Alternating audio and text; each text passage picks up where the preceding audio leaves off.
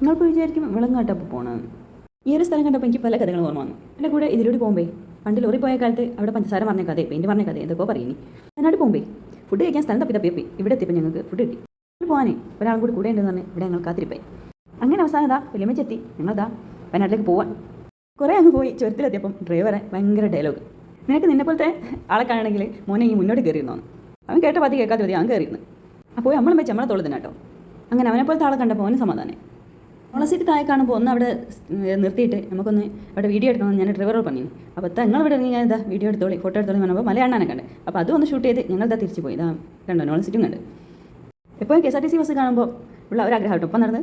എന്തായാലും കുറേ കൂട്ടുകാരെ മോനെപ്പോഴത്തെ കൂട്ടുകാരൊക്കെ കുറേ കണ്ട് ഞങ്ങൾ 9 വളവിലെത്തി. അപ്പോൾ ഉമ്മച്ചിനോട് ഞാൻ ചോദിക്കുന്നുണ്ട്, വെള്ളം വേണം ഒന്നും വേണ്ടെന്ന് അമ്മച്ചി പറയുന്നു. ഞാൻ അമ്മച്ചി ഞാനിതാ കല്യാണ വീട്ടിലേക്ക് എത്തി. മക്കളുടെ പരിപാടി തുടങ്ങിയിട്ടുണ്ട്. മടിയാനായ എല്ലാവരും ഉണ്ട്, മക്കളെ കൊണ്ട് പണിയിപ്പിക്കുന്ന എല്ലാ ചങ്ങന്മാരുണ്ട്. പോയുള്ളൊരാഗ്രഹം ഇനി പോയി സൗകര്യം വേണം. എല്ലായിടത്തും കാണുമ്പോൾ നമുക്കൊരാഗ്രഹം ഉണ്ടല്ലോ, അത്ര മാത്രം. മലയാളി സ്വഭാവം